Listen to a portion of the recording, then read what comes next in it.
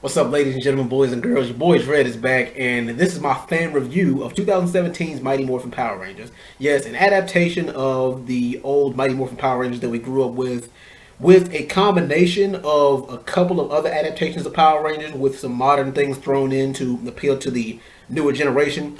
Oh yeah, and if it wasn't obvious, minor spoilers. I'm not going to spoil anything major because that's pretty much how my movie reviews go. Now, this movie, it does have a little bit of something for everybody. Now, like everybody else, I go into a movie with an open mind, especially if it's a live action reboot or franchise that I grew up with. Well, not quite, because what everybody else has in mind when they go to see a movie reboot or franchise they grew up with, they're like, please, for the love of God, don't mess this up. Please have something for everybody, but at the same time stay true to the franchise and what I grew up with watching. And you get that. You get a mixed bag. You get a little bit of everything. You get a little bit of the old school flavor of what you grew up with watching the Power Rangers, and you get a little bit of new school flavor that has something for everybody. Well, not quite for everybody, hence the PG-13 rating.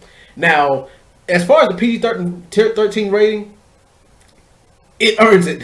It earns it in more ways than one, with the suggestive humor and even the violence, because the original Power Rangers never showed blood. I mean, like, not like Mortal Kombat type of blood, but yeah, you do see a little bit of blood and some violence in this. But yeah.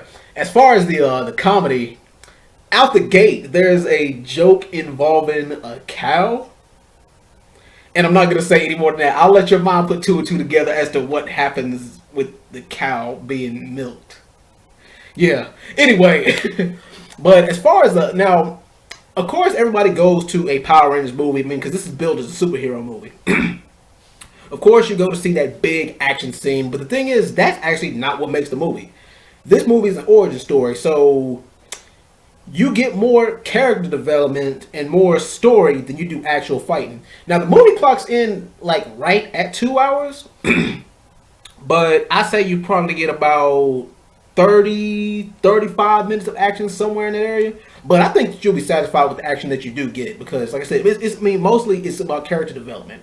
Now, they did, like, all the actors in the movie, they did a wonderful job. They did more so they did a better job of pretty much all the TV characters that we grew up with. I mean, come on, like, then again, it's a movie. You're only going to see it once. Well, even though I think this movie's going to do well enough to get a sequel, but we'll see about that. But yeah, all the characters' backstories are fleshed out pretty daggone good. You got Jason, who was a high school football star, but he messes it up with one of his little escapades. You got Billy. Billy, for me, stole the show with his character. I mean, just the way he portrayed himself. Billy is like this little awkward nerd, you know, and like, he's one of the smartest characters ever. And he's also got a good heart. He's pretty much the heart and soul of the movie. And at times, I kind of felt like they were trying to make him the main character, but you know, they still tried to make not Tommy, but they still tried to make Jason the leader. But also, Billy, he reveals a problem about him being socially awkward and him suffering from a form of autism. So yeah, and Zach, he's Asian in this movie, but he has that whole lone wolf vibe, you know, that whole I go off on my own type of thing.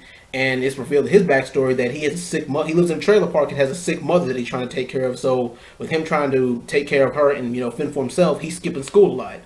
Kimberly, her character is, she's one of the most popular girls in school, but you know, she gets cast out by her so-called friends because of a scandal. Once again, I'm not going to get too far into that.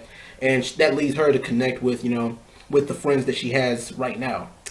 And Trini, a lot of people read this on the internet before they even saw the movie. She's also kind of a loner because she hops from place to place, but it's revealed in the movie that she is that she's a lesbian. And a lot of people were like, "What? Like, why are they?" And the thing is, like, everybody says, like, why are they trying to push gay characters more in movies and TV? It's 2017. Grow the hell up, people. Like, there is more than one walk of life. Like, and that's the thing. Like, it's not like that's what the point of Power Rangers is: versatility. There's black characters, there's Asian characters, there's white characters, there's Latino characters, there's straight characters, there's gay characters, there's characters, you know, from different social classes. You know, you got the cool, you know, guy, you got the big jock, you got the nerdy guy, you got the, you know, the prom queen, you got the awkward nerdy girl. You got a little bit of everything. That's what Power Rangers is all about. The main theme about Power Rangers is diversity. It's showing different people in different walks of life. That's the whole point. Now, and like about a good half hour into the movie is when the guys get their powers. Is when all the Rangers, they first, discover the power. And the thing is, like all superhero origin stories, is they get a power from something that's an accident that's supposed to kill them. But yeah, and Zordon in the movie, played by Bryan Cranston. I like what they did with Zordon in the movie because in the original TV series he was just in a gigantic cylinder, but in this one he was like covered by Zordon was like a wall, and he could move his face to wherever the Power Rangers were or to wherever the room was. Alpha 5, I didn't think I was gonna like him because I saw his original design and I was like, oh hell no, I'm not gonna like this. But I mean the design, he actually kind of grew on me a little bit.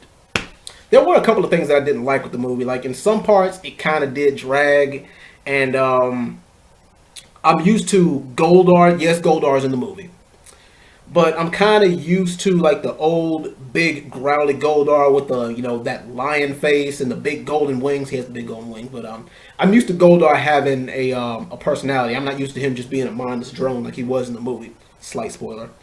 And Rita Repulsa, the main villain. She kept the same feel and that kind of wacky, corny, over the top villain kind of feel, but at the same time she kind of put her own little modern twist on it. And that's one thing that I like. They did get the villain right. But like I said, I mean, like if anything, like if you don't come for the action, I mean, more of the time you're gonna come for the action, but like the character development in the movie and the acting is actually what's gonna make you stay. And yes, like they do allude to the Power Rangers, like the old school Power Rangers. Watch out for those cameos. And yes, slight spoiler. They even at the climax of the movie, they played the original Go Power Rangers from the Mighty Morphin Power Rangers series.